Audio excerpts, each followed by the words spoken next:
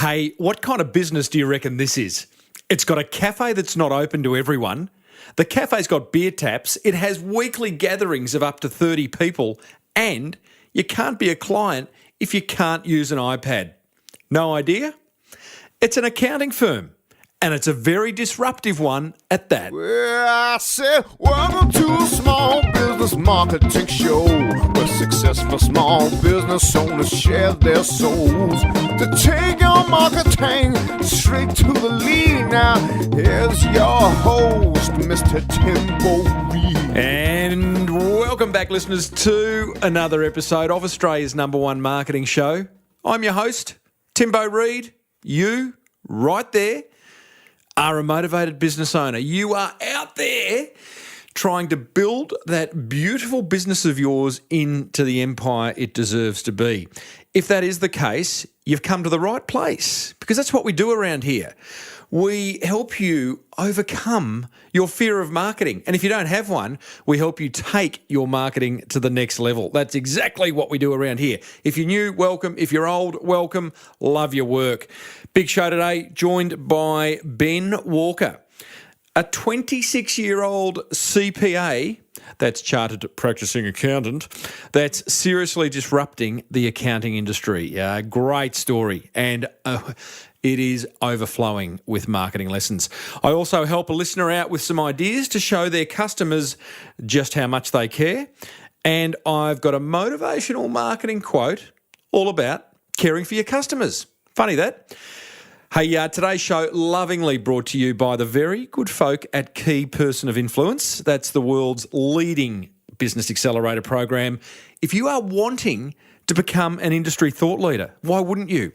And to expedite that process, grab a free copy, a hard copy of their book over at keypersonofinfluence.com/Timbo. It is an absolute ripper. They will post it to you in the snail mail.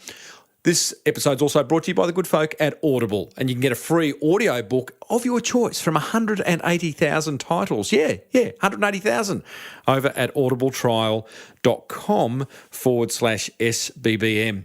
I'm actually listening to Boy George's autobiography at the moment. Yeah, I know. I'm stuck in the 80s, but that's life. Get over it. I love the 80s. As per usual, this is a rather large show, and there is marketing GOLD dripping from the ceiling over here at the Small Business Big Marketing HQ. So let's get stuck right in. Join the Small Business Big Marketing community and have your marketing questions answered by other motivated business owners, including Timbo, over at crankmymarketing.com. Righto, I am going to launch into today's fireside chat. Now, it is with a wonderful fellow who was brought to my attention by a listener. Let me read the email that I received from Brett Johnson. And Brett, thank you for this, mate, because you've enabled a great interview. Brett says, "Hey Timbo, loving your podcast. As a business consultant, it's given me loads of great ideas, and thanks for what you do. Truly inspiring." Brett, my pleasure. Your podcast has opened my eyes much more to the world of online marketing and marketing in general, and made me aware of some really good businesses out there. One such business is Inspire CA. This accounting firm was founded by a young fellow by the name of Ben Walker. I don't know him personally, but I think you would find his marketing is pretty awesome. You're right there. And you may wish to interview him. Well, I did hit Ben up, and that's who you're about to hear. Brett goes on to say, to begin with, his offices in inner Brisbane include a purpose-built cafe called Inspire Cafe, complete with business meeting rooms and other things. His business is built on vision and purpose, and he's doing events with guest speakers out of his cafe. He's got video marketing going on, opt-in gifts, lead pages, email marketing, and lots of other great stuff. Brett, love it. Thank you, buddy. So I made contact with Ben. Sure enough, Ben's a listener of the show. Love that. Love that. So here he is. And I started off by asking Ben what is on his bucket list. Okay, so I saw yesterday a video on Facebook of two guys flying in like jetpacks beside a massive Boeing thing. A380. That's it, yep, over Dubai. I'm so petrified of heights. That's something I probably want to do, which would possibly be the end to my bucket list. But yeah, Mate, So, yeah. I saw that video a few days ago. I think that's one of the most extraordinary videos I've seen. I mean, oh, they're insane. that is, I mean, the whole marketing of Dubai is brilliant. But that's a great example of when the marketing budget is unlimited, which clearly it is over there. But, you know, wow. Those guys, jetpacks flying alongside an A380 over the city of Dubai. Like, all I was thinking was how aren't they getting sucked into the jet engine? Yeah, yep. Yeah, maybe it was a bit of a stunt, bit of a green screen. Oh, I don't think so. They'd get found out pretty quickly if they did. But, yeah, okay. Scared of heights? Challenging. Yeah. You're an accountant. Do you leap out of your comfort zone very often, or do you stay in the comfort of your comfort zone? Yeah, no, I try to push myself to the edge, especially that sort of stuff. Like a few years ago, I started rock climbing, and yeah, seriously, like 5 meters and just sweating. Wow. I guess with your business, with Inspire CA, you've taken yourself and you've taken your industry out of the comfort zone. So that's what we're here to talk about. I want to first talk about, before we talk about how you've created a wow factor in your marketing, Ben, you say that Inspire CA's purpose is to help young families use their small business to achieve big goals, which I love because it's a very neat little niche. Why did you arrive at that niche, and how strictly have you stuck to it? Yeah, great question. And I might answer it in sort of reverse, but basically I started out, and I believe clients are a reflection of who you are as a person.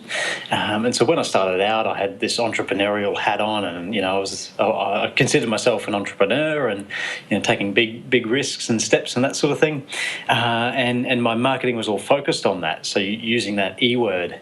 Then as life got on, I'm only 3 years into the business, but recently married and starting a small family of my own. My sister, who started working for me in month number 2 of the business, she's now started a young family of as well, and she's moved into a more CFO role in the business. So massive focus on family.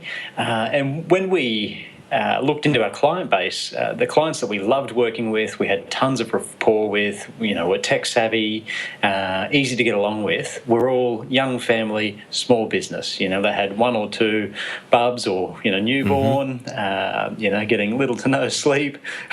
Yeah, right. And yeah. So you sort of re-engineered it. Like you actually didn't, because you were with KPMG, you escaped the cubicle. You didn't escape the cubicle going, I'm going to start an accounting practice that solves the problems of young families with small businesses to achieve big goals. But you kind of attracted, you attracted people like yourself, yeah? Yeah, absolutely. Definitely when I started out, yeah. And in terms of the family focus, that's been a recent pivot, probably in the last 6 or so months. And yeah, based on just a bit of a review, a bit of a stock take of where we're at. And I think it's just being authentic to who we are. Interesting. So does that mean you say no to the crusty old 48-year-old bloke, like you're talking to, who has a much older family and maybe and works in corporate? Are you going to say no to someone like that? Yeah. So who we love working with is people who are owner managers, people running their own business, and not necessarily a corporate sort of business. And yeah, we do say no to people who can't use an iPad or cool. just we grind in terms of a technology or the way we deal with our clients. It's just a recipe for disaster if people can't type an email or it seems basic, but wow, yeah. But I think too, looking at the marketing, looking at your websites and videos, you're probably not having to say no face to face often because people are self-selecting. Yes, absolutely. That's a big lesson I learned very early on. So what? Like people are like the way you create your marketing messages will determine who phones you, who calls you, who says, "Hey, will you be my accountant?" Yeah. Yeah, absolutely. And if they don't self-select or sort themselves out, what we've developed in our sales process is a bit of a filter. We're not for everyone, as I just mentioned. But step one of the sales process is testing. Hey, do we both want to work with each other? Love it. Tell me more about that, because you could the abrupt version, Ben, would be if someone does call you that is just not appropriate, you could actually say to them, hey, listen, what part of our marketing didn't you get? Definitely not that one. So what's it look like then? Yeah. So if there was a big organisation, sort of 50 mil plus, or I can't even remember who they were, but probably about a year ago they rang up and they were looking for help with accounting. Just asked a few questions about the size of the business, and I said, look, we're not for you, but here's a couple of firms that you might want to check out. Love it. Just shot them to someone else. I love that saying, identifying a niche an inch wide and a mile deep, because I think a lot of, and there'll be listeners tuning in right now who'll be going like, yeah, but what about saying no and leaving money on the table? And, it's so hard. But I'm not sure that's the case, because I think what you say no to determines what you say yes to. Mm-hmm. Yeah? Absolutely. And good bad clients drive out good clients is another takeaway from a book called Implementing Value Pricing. Mate, we could go quote for quote now for the rest of the interview. Why not? I love it. But that's great. I mean, I think it takes courage to own a niche, and you've found that courage, and by creating marketing that kind of says, well, this is who we stand for, this is the type of people we are and want to work with, then it's good. Do you have when then someone does call and you go, well, I think you are a potential client, do you have a sort of discovery session that allows you both to suss each other out? Absolutely, and we call that a look under the hood.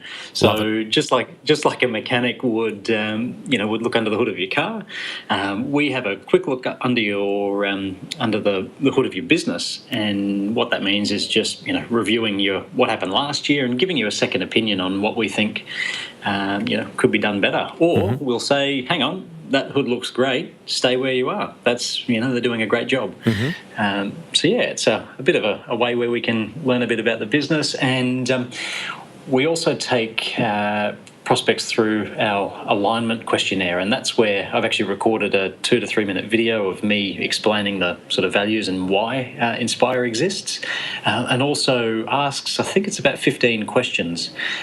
So we spend the first couple of questions on the normal, how long have you been in business? Do you do your own bookkeeping? All that sort of normal stuff. And then we shift to future mode, where we ask questions like, where do you want to be in 10 years? What profit do you want? And are you in your business to sell it or to create a lifestyle business, or, what are you looking to do?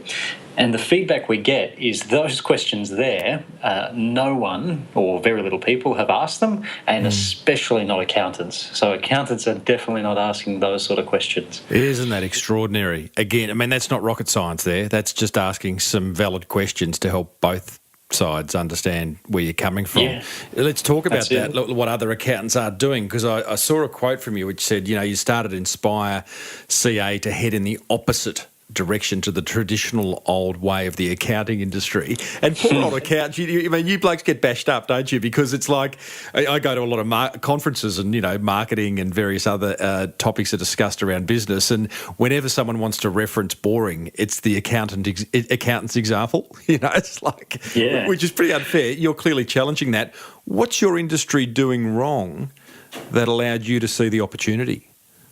Yeah, well, it's an awesome opportunity, because I think it's something that there's two types of accounting firms I'm seeing at the moment: the newer progressive ones, and there's a few popping up, every couple of weeks in Australia and around the world. Mm-hmm. But then you've got Harry the dinosaur, who's been in business for 20, 30 years, and he's just it's always worked like this, and we make good profit, and we don't have to do anything. And what's happening though is that the young guns are starting to take the business from underneath them, because the clients aren't satisfied with the service they're getting.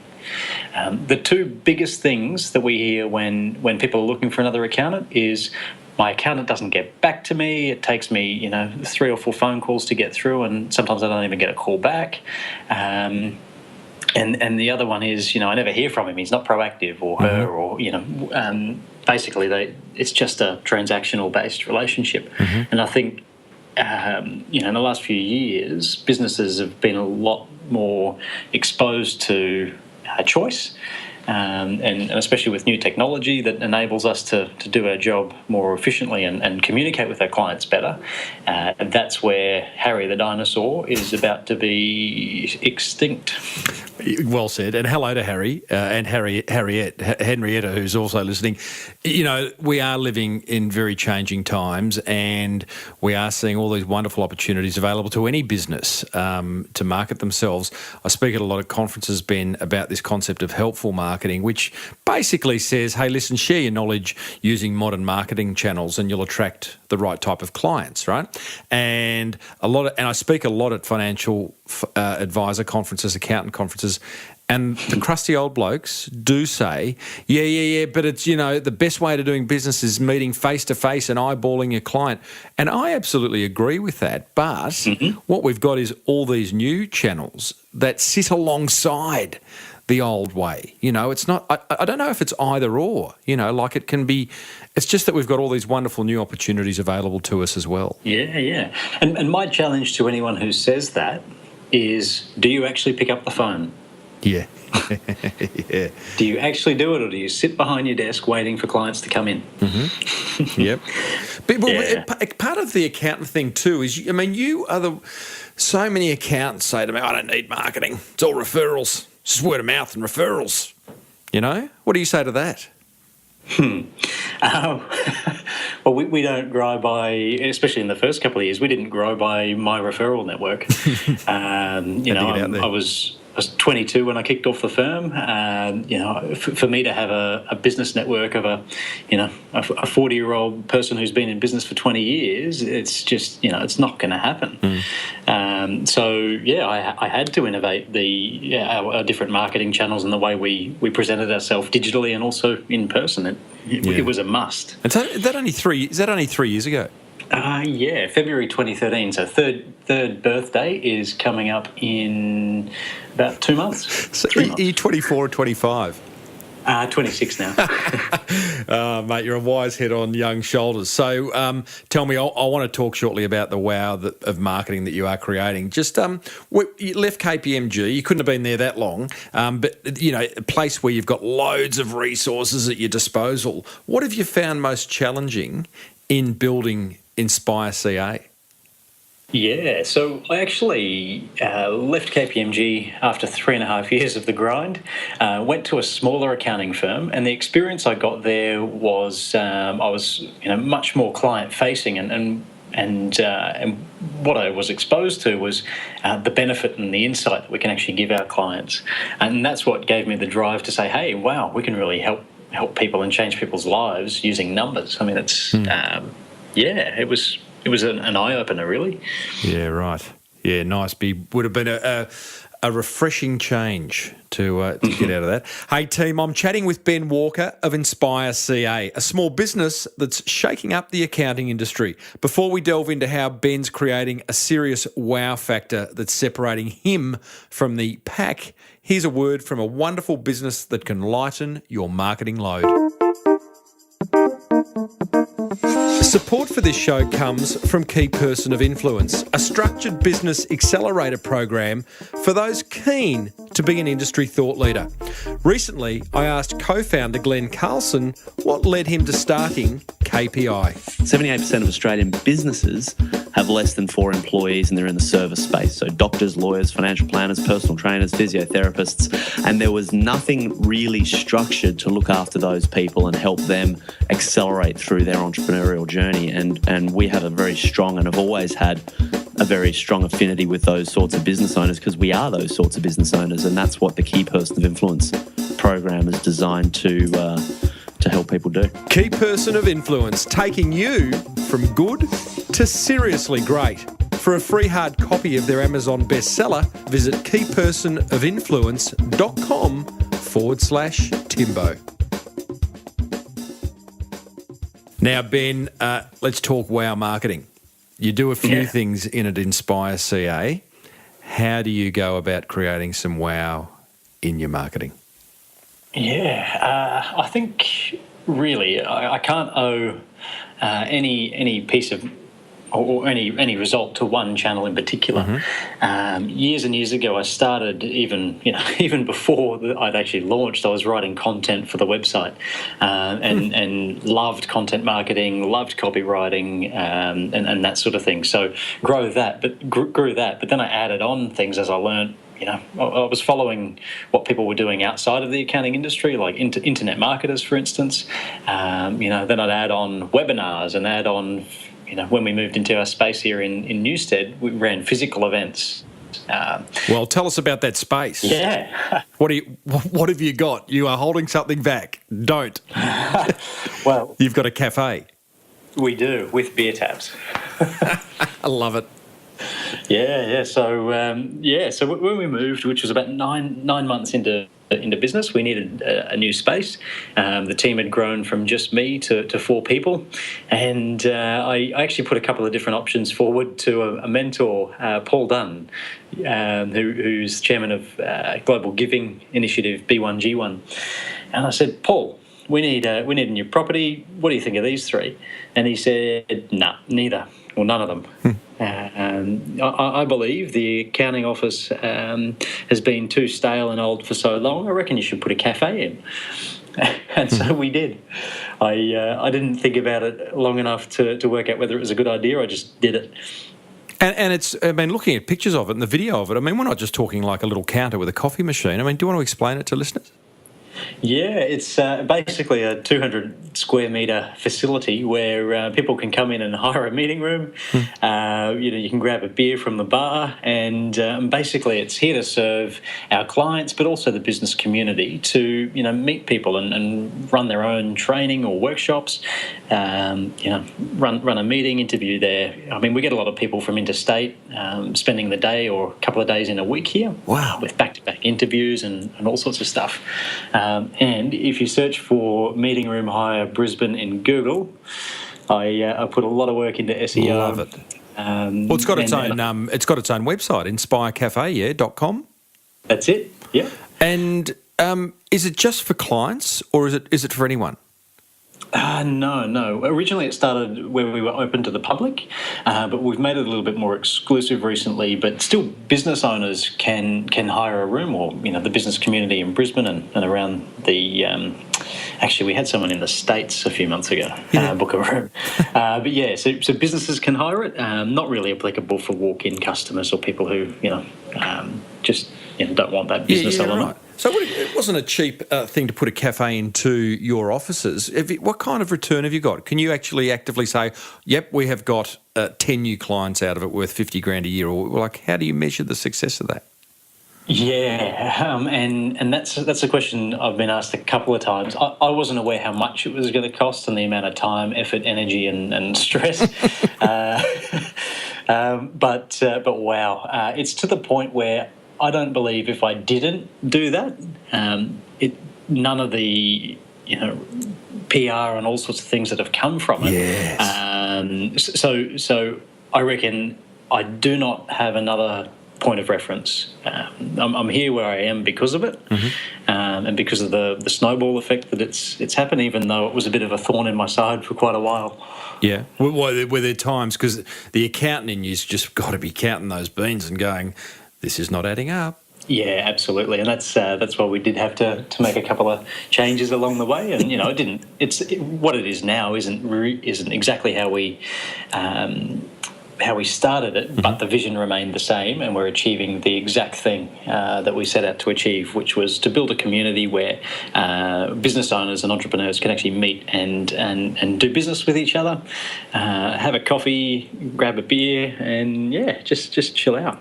Well, it kind of addresses that whole thing. We live a lot in the online world, but, the idea of building a tribe, face-to-face meetings, kind of connecting, in a human way. Sounds weird to even say that, but it's missing, and you're addressing that, and it's working for you. And it also gives you a place to put on events. Is that right? Do you do regular events? Yeah. We've got an event every week leading up to Christmas, and we've done so since the 31st of July this year. Wow. Before that, we had run less frequent events, but basically, we get a speaker in every week. Yeah. Oh, yeah, Benny, absolutely. Benny, you are on fire, mate. Tell me about that, because bums on seats is not easy. Yeah, absolutely. And the great thing is I haven't had too much to do with the organisation and the logistics around it, which is fantastic. But we've got an amazing team who pull it together every single week. And I think we ran the numbers. We've had our 15th one last Friday, and I think we've got well over 300 people, unique people who have been through the doors since the 31st of July when we started, where there was 4 people present. And good on you for persevering. Many would have stopped. You could have easily gone, 4, really? Not worth it. Yep. Next idea. Yeah, that's it. And we set out right at the start saying, all right, we've got to commit to this for a certain amount of time, and that was till Christmas. And every single week, and we had speakers coming out of the woodwork who were keen to share their message. Yeah, right.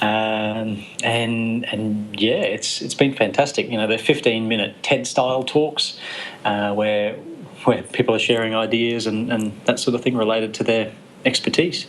So, okay. And what's the average number now? Like 10, 15 people on a Friday afternoon? More so about 30. Wow. Well done. That's fantastic. Yeah. So you've got 30 people, Friday afternoons. You're pulling a different speaker each week. I'm a speaker, Ben. Are you paying? Is everyone doing it for free? At the moment, yeah. For free, you're killing me. I get it. There's people who want to share their messages for free. So a different speaker each week, 15 minutes, and then the rest is networking, socialising, easing into the weekend. Yeah, absolutely. Yeah. It's a nice translation through to busy Friday, through to going and taking the kids to sport on a Saturday. Are you recording? That's content that you're creating. Are you recording every single one of those presentations and putting it on your YouTube channel or something? We sure are. So we're creating a bit of a content bank there, sharing that out with our audience each Monday. So people who show up are getting the video sent to them of the recording. Oh, mate. That's something that we're actually not sharing with the whole audience, given the nature of it. Why? And we want a bit of exclusive. Sorry? Why? Great question. At the moment, a bit of exclusivity with sharing it with people who rock up, and a bit of a thank you. Hey, here's your video. Share it with who you'd like. Interesting. Yeah, just to incentivise people to come along. I would have thought the exclusivity would have been in turning up on the Friday, whereas now, I mean, that's the special part. I don't know. That's me. I'd be sharing it far and wide. Yeah, and I think we do have a bit of a strategy to do that in the new year. In an interesting way. All right, so you're breaking some rules. You've got a cafe, you've got beer taps, you've got weekly events. Any other wow kind of marketing that you're doing? Yeah, I think it's not wow in general, but it's wow for accountants. Harvey, my business partner, and I, we trialled a webinar based on feedback given the young family audience at 8 p.m. on a weeknight. So we'd both just had massive days, and here we are rocking up to a webinar on cash flow, and goodness me, we put on the face for it. But yeah, so we're adding in webinars to the mix as well. Yep. Yeah, so there's a whole educating clients content strategy as well. Yeah, massive focus. And I almost forgot one of our biggest ways is actually through our online Facebook group. So we've created a closed group where I think we've got over 200 people in there now. Clients, prospective clients, referral partners, and people with a similar market, where we're just creating this community of young family small business owners that just help each other. I mean, we run open days as well physically in the office, and people walk away from that saying, wow, that was a 10 grand day to me in sales. Like, people are getting value from each other, and we're keeping it in the family. That's a brilliant idea. Is there any reason you do it on Facebook, just because it's easy and free, or would you think about creating more of a forum inside of hanging off the Inspire CA website so that you own that forever and a day? Potentially. We're going to make a few decisions, I think, over Christmas on the future of it. But why Facebook initially is that we found that it's one less thing to log into for our clients, and it's a way where we can still be fairly present with our audience and our community. Yeah. And really personal, like a real connection to them, given, most people keep Facebook for for personal use and a little bit of business. Yeah. Well, that's sort of changing too, isn't it? Ridiculous question next, just to finish off, Ben, but I'm sure you have an answer for it because you're a very considered young man. 10 years' time, mate, where's Inspire CA going to be? Where do you want it to be? Wow. Come on, you've thought about it. Tell me you've thought about it. Yeah, absolutely. So we want to be educating the small business of Australia, and the reason for that is small business in Australia is a significant driver of the economy. I don't know the exact stats, but I think it's like 50% of employment, and that's crazy. And as business owners, it's not easy starting or running a business, and we want to help business owners using numbers to become build their businesses in a profitable and cash flow effective way so that they're not putting up with the stresses and the downsides of it anywhere near as much as they currently are. Well, good on you. I mean, and hopefully that doesn't take you 10 years because I personally believe, and part of why I do this show is that I think there's a lack of quality information. And by quality, I mean not advertorial in nature, not shallow in nature, but good quality, deep, helpful information out there for small business owners in Australia and the rest of the world. But, we know the Australian marketplace best. So, yeah, no, that's it. Yeah, mate, the quicker you can do that, and you are doing it in Brizzy, you need to sort of expand it out now. You probably should get a podcast. Yep, that's on the cards. And yeah, that goal I just mentioned, about 12 to 24 months. Love it. With the marketing, because you've got a lot of things on that list by the sounds of it. Everything I've said, you've gone, that's on the list. Do you personally allocate time each week to marketing? How do you approach it? Yeah, so I do love marketing. When I started the business, operationally, I just helped someone else set up their own accounting firm. So ops were, especially, accounting firm ops was second nature.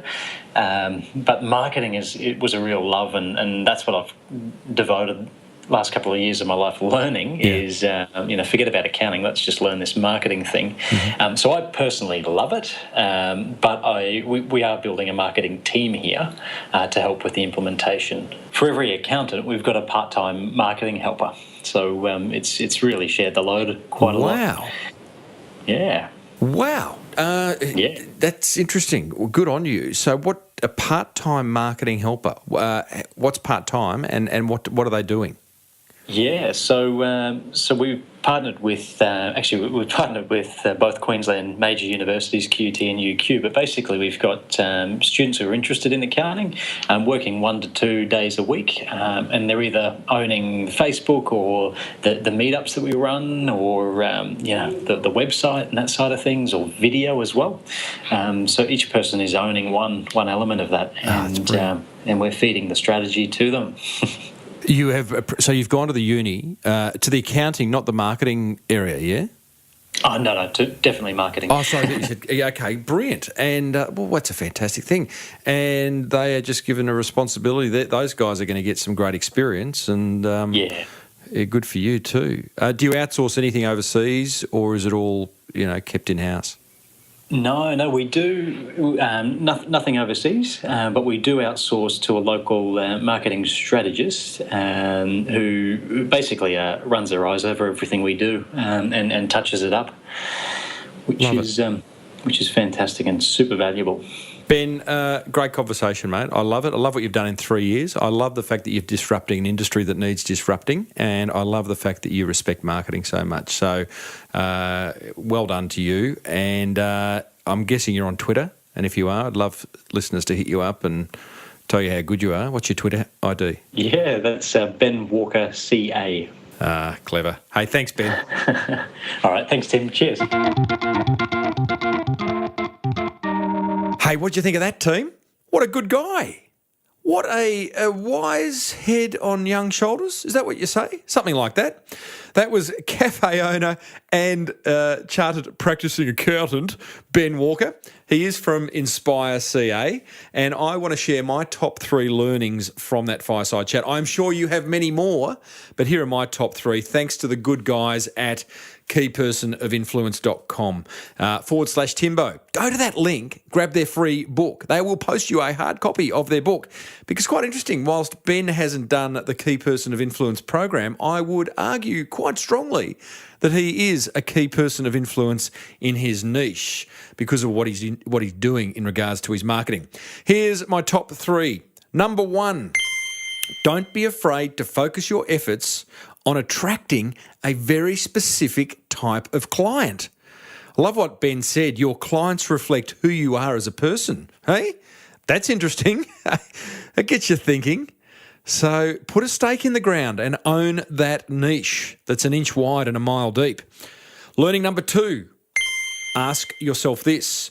What could you add to your business that your clients would value? Ben's added a cafe. I'm not suggesting you go and do that, but what could you add? What physical thing could you add to your business that your clients would value and think you are just ace? Love the word ace. Learning number 3, I love Ben's look under the hood process. I think it's a great way to determine if a client is right for you and if you're right for them.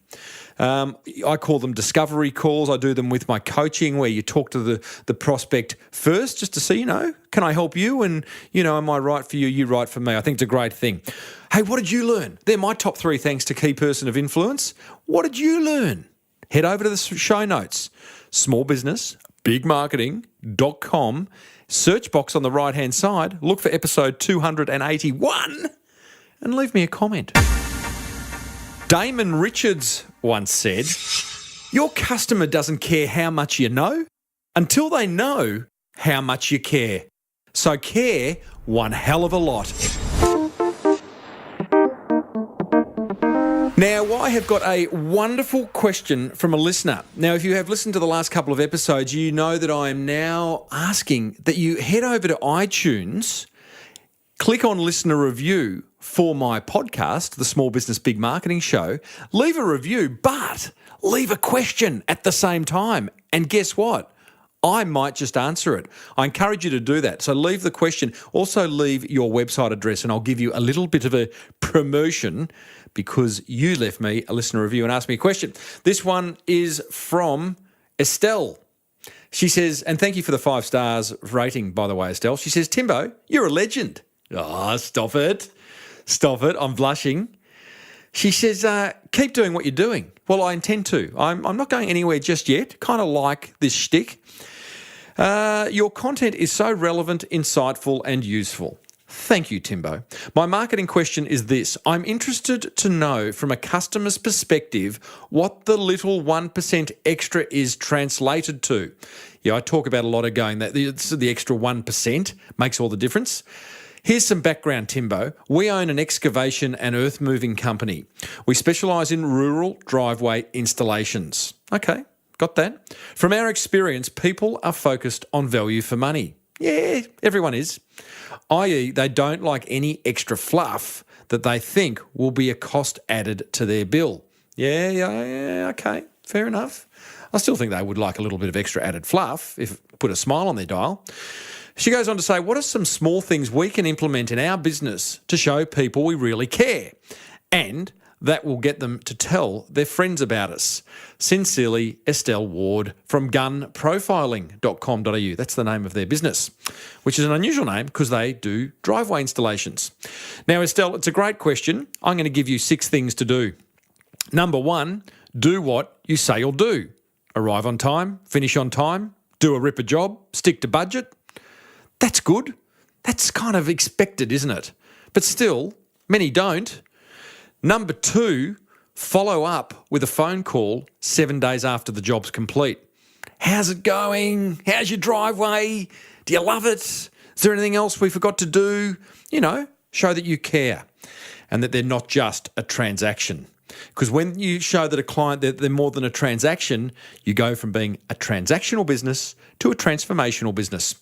Number 3 idea, do a one-pager on keeping your driveway clean. Little kind of tips and tricks. I don't know whether you're installing asphalt, concrete driveways, brick driveways, or kind of, country road type driveways. But anyway, give them some tips on how to keep it clean. A little one-pager or a video. Tip number 4, a 12-month service visit, Estelle. Go back in 12 months' time and see how things are going.